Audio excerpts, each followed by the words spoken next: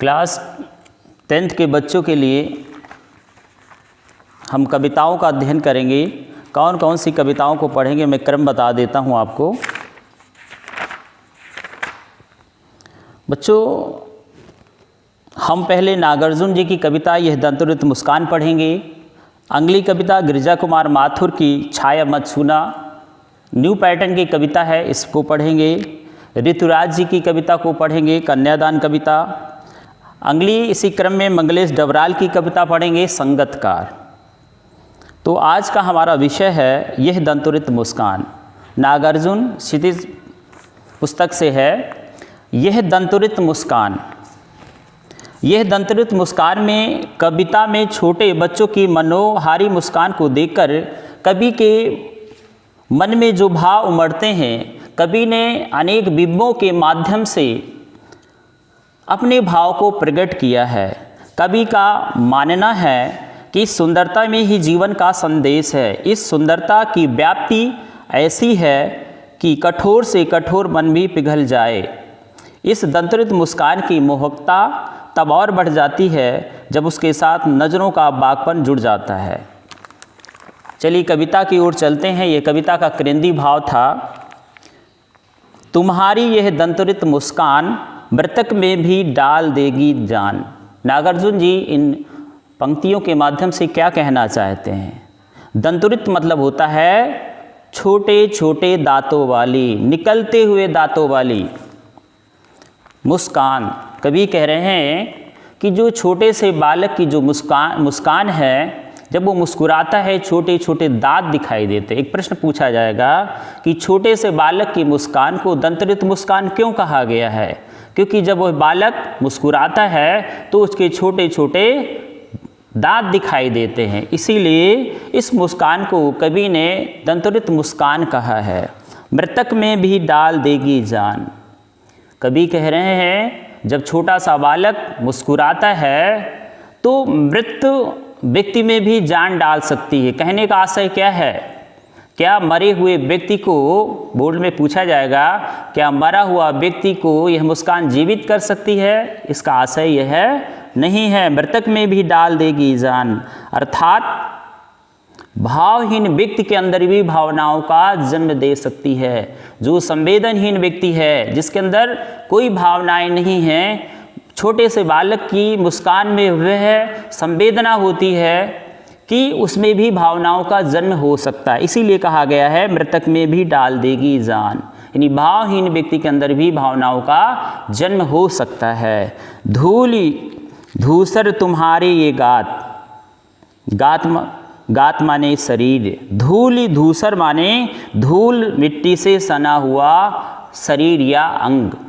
जब कवि छोटे से बालक को, धूल मिट्टी से सने हुए बालक को देखते हैं तो एक उनको ऐसा एहसास होता है, ऐसा एक अनुभव होता है, छोड़कर तालाब मेरी झोपड़ी में खिल रहे जलजात। जलजात माने होता है कमल का फूल।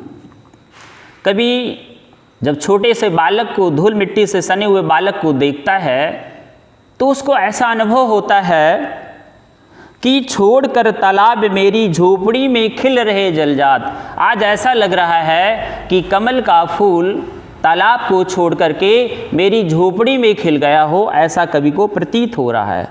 परस पाकर तुम्हारे ही प्राण, परस माने होता है स्पर्श, प्राण माने जीवन। छोटे से बालक का जैसे ही कोई स्पर्श पाता है तो वो प्राणवान हो जाता है। पिघल कर